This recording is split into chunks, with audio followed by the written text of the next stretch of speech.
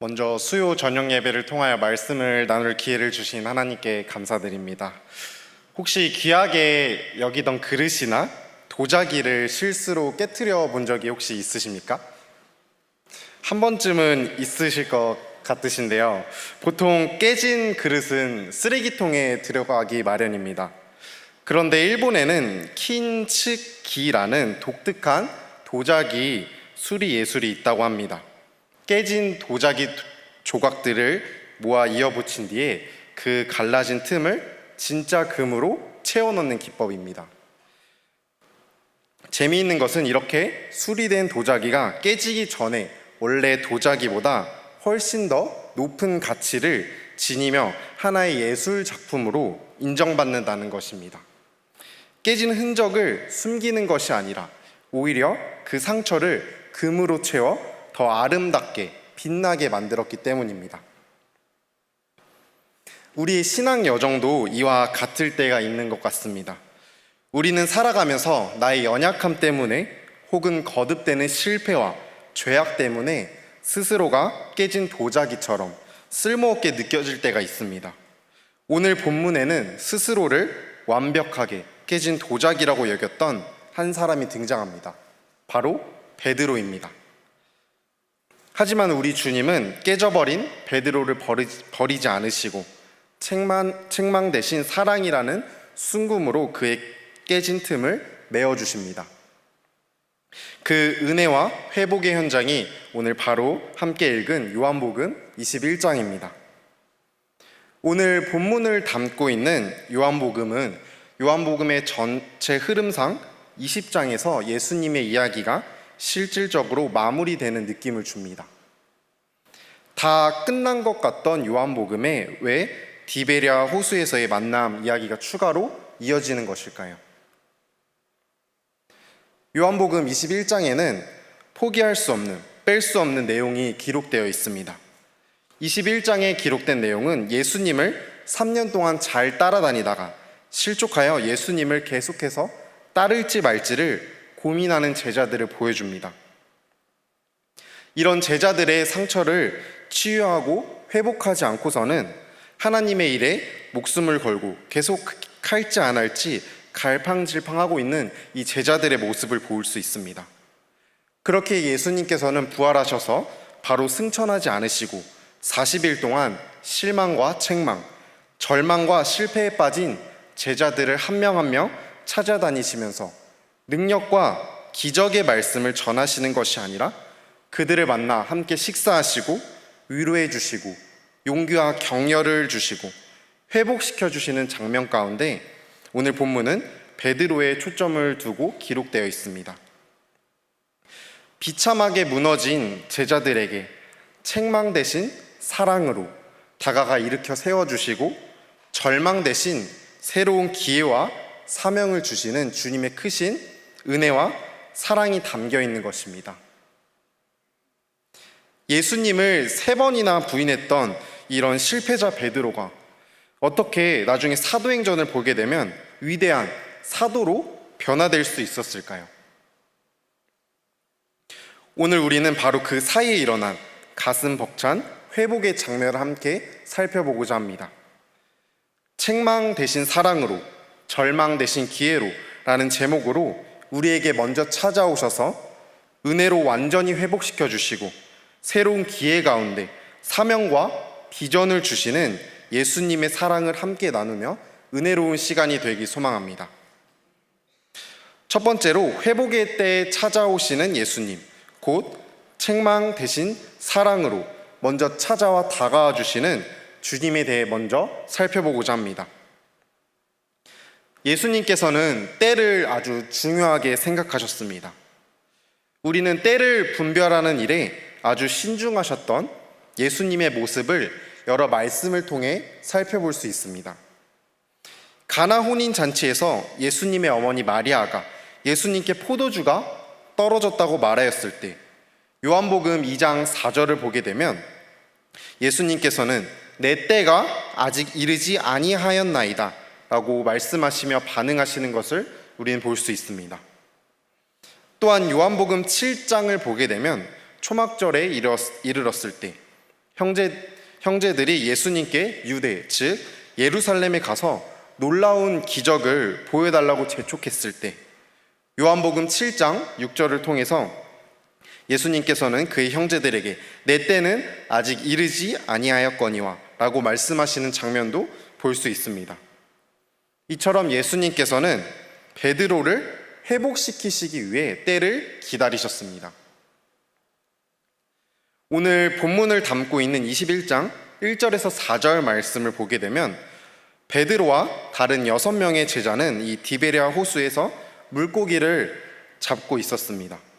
디베랴 호수는 갈릴리 이 호수로 베드로를 비롯한 제자들이 예수님께 부름을 받은 곳입니다. 베드로가 밤새 그물을 내렸지만 이 물고기를 한 마리도 잡지 못했을 때 예수님의 말씀에 순종함으로 그들이 찢어질 만큼 많은 고기를 잡았던 바로 그 호수입니다. 한때 예수님을 따라가기 위해 베드로와 제자들은 배와 그물을 버렸습니다. 그런데 이들은 이전에 버렸던 배와 그물을 다시 찾아와서 고기를 잡으러 간 것입니다. 이전에 배와 그물을 버렸던 그들이 이제는 예수님을 버리고 옛 삶의 현장으로 되돌아간 것입니다. 예수님은 이들을 다시 회복하시기 위해 다시 갈릴리 호수로 찾아오십니다. 밤새 고기를 잡았지만 이들은 고기를 한 마리도 잡지 못했습니다. 오늘 본문 21장 3절을 보게 되면 그날 밤에 아무것도 잡지 못하였다고 하고 있습니다.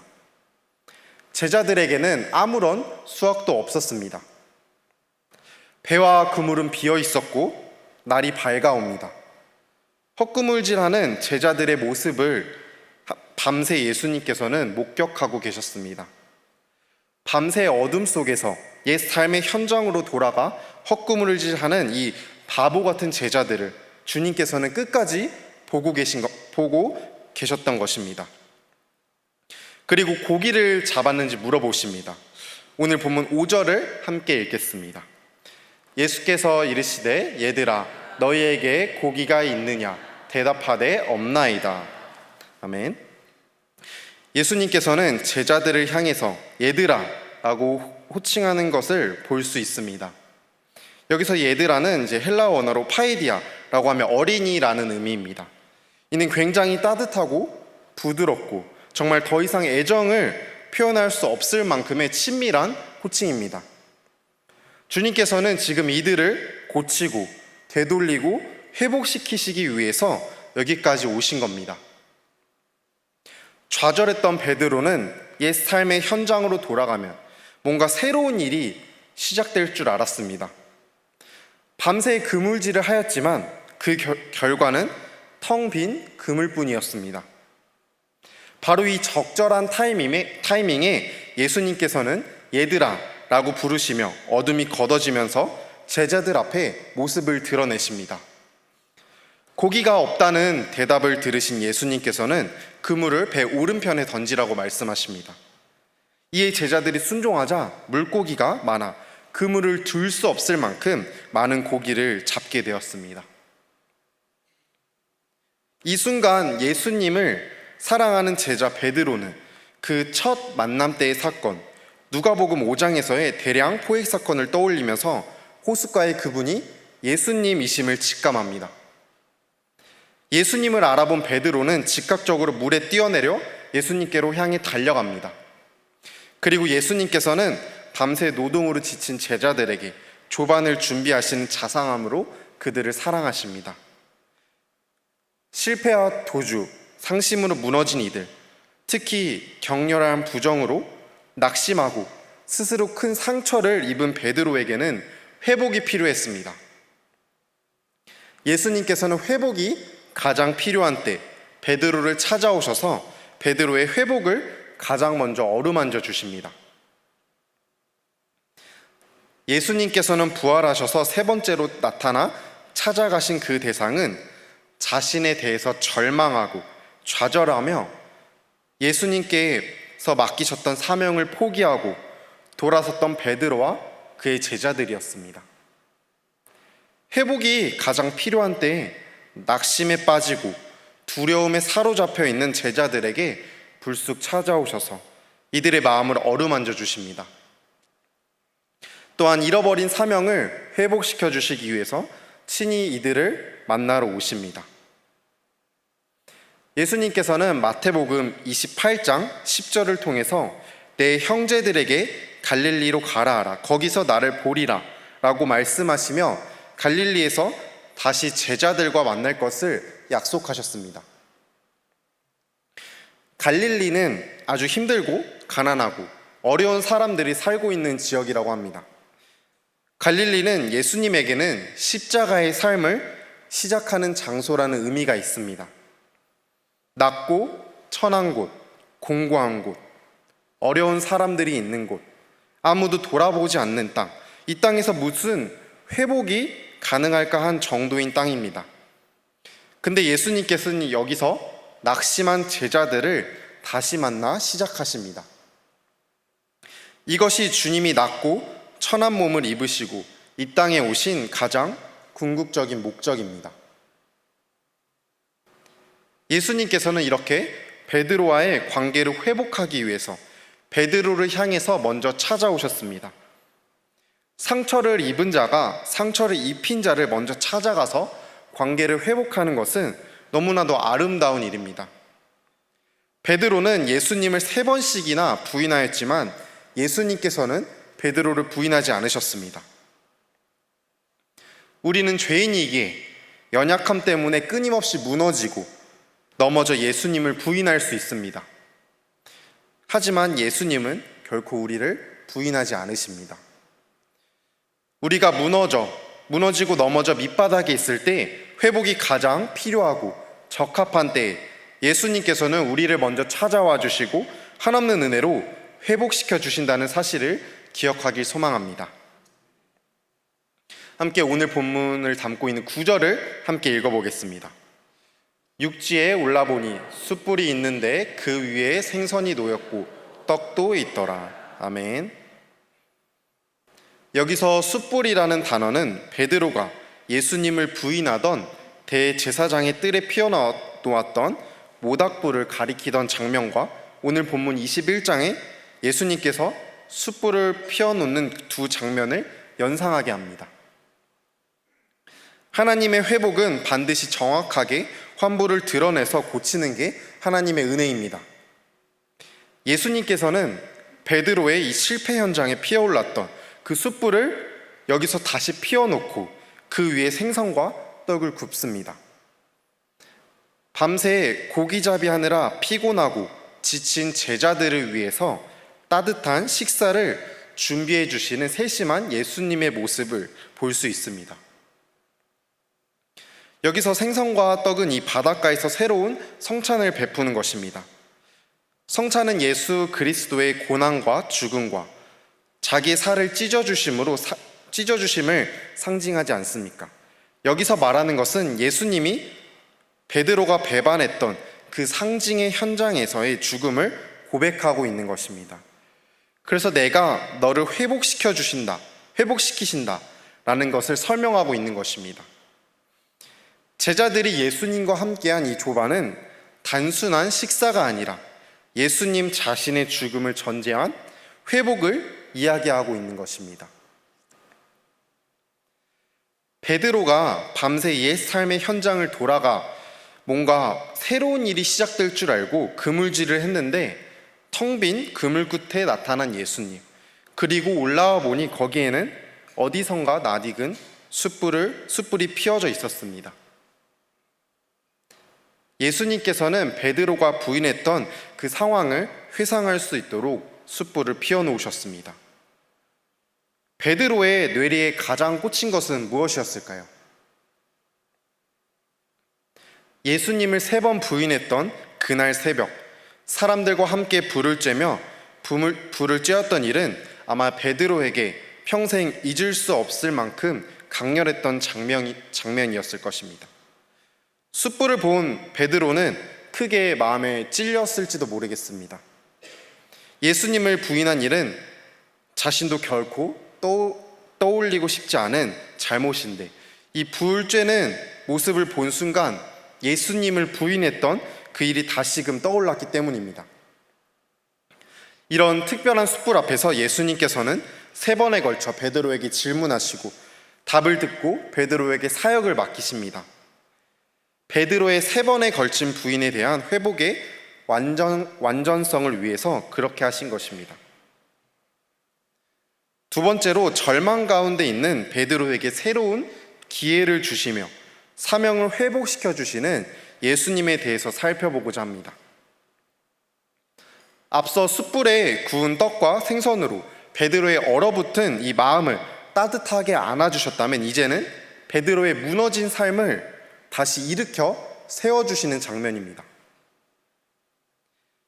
예수님께서 부활하셔서 제자들을 찾아가시는 목적과 이유가 오늘 본문 15절 말씀부터 나타나는 대화에서 뚜렷하게 그 의도가 나타나고 있습니다. 15절에서 17절에 동일하게 반복되는 이 3번의 대화, 예수님께서는 왜 베드로에게 3번씩이나 동일한 질문을 되풀이하셨을까요? 예수님께서 굳이 3번씩이나 반복해서 베드로에게 물으신 데에는 깊은 뜻이 있습니다. 베드로는 불과 며칠 전 숯불 앞에서 예수님을 모른다고 3번이나 부인했습니다. 오늘 본문 9절에 기록된 것처럼 예수님은 디베랴 호숫가에 숯불을 피워놓고 제자들을 기다리셨습니다. 그 숯불 앞에서 예수님은 베드로의 3번 실패를 3번의 사랑 고백으로 덮어주고 계신 것입니다. 더 나아가 성경에서 숫자 3은 완전함을 상징합니다. 예수님께서 죽은 자 가운데서 다시 살아나신 완전한 부활을 입증하듯 지금 주님은 3번째로 베드로의 사랑을 묻고 확인하심으로써 그의 상처를 완전히 치유하고 계십니다. 베드로가 3번 부인하며 남긴 그 깊은 절망의 틈을 주님은 3번의 사랑 고백과 3번의 사명 위임으로 빈틈없이 메워주셨습니다. 완벽한 실패가 완벽한 회복으로 뒤바뀌는 은혜의 현장입니다. 우리가 여기서 주목해야 할 한 가지 사실은 예수님께서 베드로를 회복시키신 이 자리가 단둘이 있는 은밀한 곳이 아니었다는 점입니다. 그곳에는 요한과 야고보를 비롯한 다른 동료 제자들이 함께 있었습니다. 베드로가 대제사장의 뜰에서 사람들에게 예수님을 모른다고 공개적으로 부인하며 무너졌기에 주님은 다른 제자들이 다 보는 앞에서 베드로를 똑같이 공개적으로 다시 세워주셨습니다. 이것은 단순히 베드로 개인의 마음만을 위로하기 위한 것이 아닙니다. 이 동료들 앞에서 무너져버린 베드로의 체면과 사도적 권위를 다시 온전하게 회복시켜 주시고 그를 다시 공동체의 리더로 섬길 수 있는 길을 열어주신 주님의 놀라우신 배려와 은혜인 것입니다. 조반을 먹은 후에 예수님께서는 차분한 어조로 요한의 아들 시몬아 이렇게 부르십니다. 베드로라고 부르지 않으셨습니다. 주님께서는 왜 베드로라는 호칭이 아닌 요한의 아들 시몬아라고 말씀하셨을까요? 이것 또한 주님께서 베드로를 깊이 배려하신 것입니다. 주님, 제가 어떻게 반석과 같은 사람입니까? 제가 주님 앞에서 그렇게 몇 번을 장담하고도 약속을 지키지 못했습니다. 무려 3번이나 주님을 부인하고 말았습니다. 부활하신 주님을 만났지만 자책과 책망과 절망 가운데 고개를 들 수 없고 그저 다시 옛날처럼 고기나 잡으면 살겠다고 도망친 베드로였습니다. 이런 마음의 갈등에 놓여있는 베드로에게 주님께서는 요한의 아들 시몬아 라고 부르시며 이 사람들보다 내가 나를 더 사랑하느냐 라고 질문하십니다. 이 질문 속에는 깊은 의미가 숨겨져 있습니다. 십자가 사건 전 베드로는 제자들 앞에서 모두 주를 버릴지라도 나는 결코 주님을 버리지 않겠나이다 라고 장담했습니다. 즉 제가 여기 있는 저 요한이나 야고보보다 주님을 훨씬 더 사랑합니다 라고 교만하게 자신했던 베드로였습니다. 주님은 지금 바로 그 부분을 부드럽게 짚으시며 어떤 사람이나 환경, 심지어 내 자신보다 나를 더 사랑할 수 있는지를 물으신 것입니다. 이제 베드로의 대답과 어투는 완전히 달라졌습니다.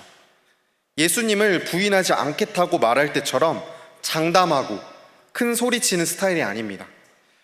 베드로는 예수님을 부인하고 나서 자신의 의욕과 결실만으로는 예수님을 따를 수 없는 한계를 깨닫게 됩니다. 베드로는 낮고 차분한 목소리로 주님, 제가 주님을 사랑하는 줄 주님은 아십니다. 내 사랑 어떤지 주님이 가장 잘 아시고 내가 어떻게 주님을 사랑했는지도 주님께서 아십니다. 내가 어떤 사람인지도 아시고 저의 모든 것을 아십니다. 내 의지와 내 결실만으로는 주님을 따를 수 없다는 한계를 철저히 깨닫고 오직 사람의 송화함을 아시는 주님께 자신의 모든 것을 내어 맡기는 참된 겸손의 자리로 나아간 것입니다. 이 철저한 자기 부인과 겸손의 고백이 터져 나왔을 때 예수님께서는 비로소 내 양을 먹이라 라는 위대한 사명과 비전을 맡겨주십니다. 내 힘으로는 무엇이든 할 수 있다는 교만이 아니라 주님 없이는 제가 아무것도 할 수 없습니다. 이런 뼈저린 고백이 내 양을 치고 먹이는 유일한 자격임을 알려주신 것입니다. 우리는 여기서 베드로에게 맡겨진 사명의 놀라운 전환을 보게 됩니다. 처음 예수님께서 디베랴 호숫가에서 베드로를 부르셨을 때는 주님은 베드로를 사람을 낚는 어부로 부르셨습니다. 그리고 오늘 본문 바로 앞에서도 제자들은 엄청난 양의 물고기를 낚아 올렸습니다. 어부에게 물고기를 낚는 것은 큰 기쁨이고 수확입니다. 하지만 예수님은 베드로에게 사람을 낚으라고 다시 말씀하지 않으십니다. 대신 내 양을 먹이라, 내 양을 치라 라고 명하십니다. 왜 그러셨을까요? 물고기는 한 번 낚아 올리면 그것으로 끝나지만 양을 치고 먹이는 일은 끊임없는 희생과 헌신 그리고 인내가 필요하기 때문입니다. 목자는 양을 위해 자신의 목숨까지도 버려야 합니다. 예수님은 베드로에게 단순히 영혼을 구원하는 이 전도자의 역할을 넘어 남겨진 이 성도들을 끝까지 사랑으로 돌보고 책임지는 참된 목자의 사명을 맡겨주신 것입니다. 한때 자신의 목숨을 구하고자 주님을 부인했던 그가 이제는 남을 위해 자신의 목숨을 내어놓는 진정한 목자로 거듭나는 순간입니다. 내가 주님을 사랑하나이다 라고 거듭 고백하면서 변화된 베드로에게 주님은 마지막 예언의 말씀을 주십니다. 주님은 18절에서 베드로의 마지막이 어떠할지 예언합니다. 늙어서는 내 팔을 벌리리니 남이 내게 띠띠우고 원하지 아니하는 곳으로 데려가리라. 당시 내 팔을 벌린다, 두 팔을 벌린다 라는 이 표현은 로마 시대에 사형수가 십자가의 가로막대에 묶여 현장으로 끌려가는 모습, 즉 십자가형을 의미하는 관용어였습니다. 젊은 시절 베드로는 자기 생각과 의지가 앞서는 사람이었습니다. 내 힘으로 주님을 지키겠다고 장담하다가 그는 철저하게 처담하게 실패했습니다.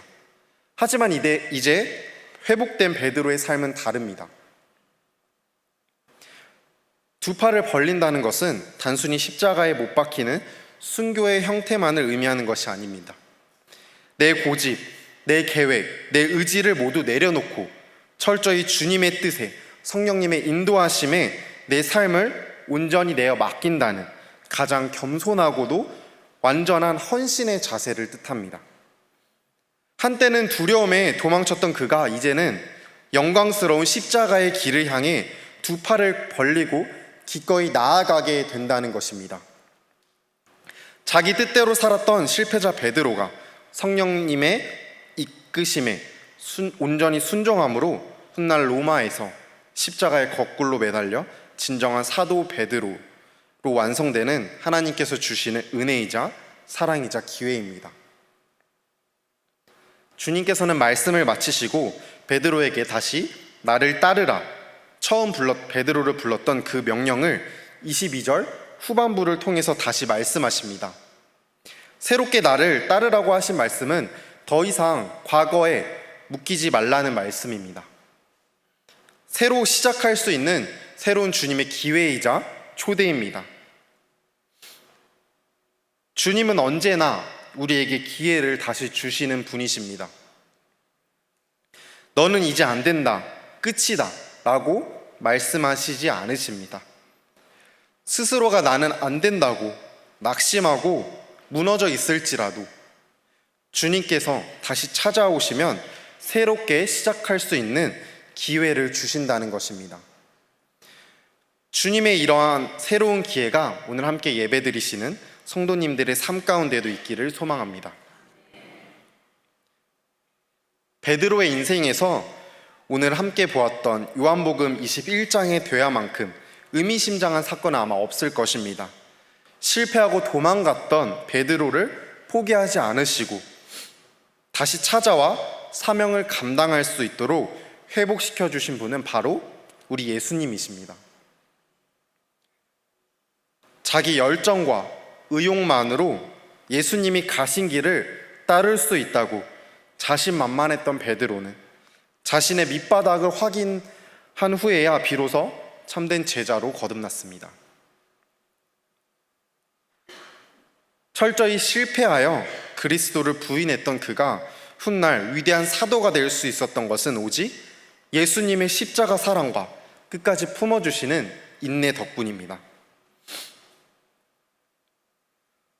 사랑하는 성도님들, 우리는 그리스도인이지만 동시에 무수히 많은 죄에 넘어지는 연약한 존재입니다.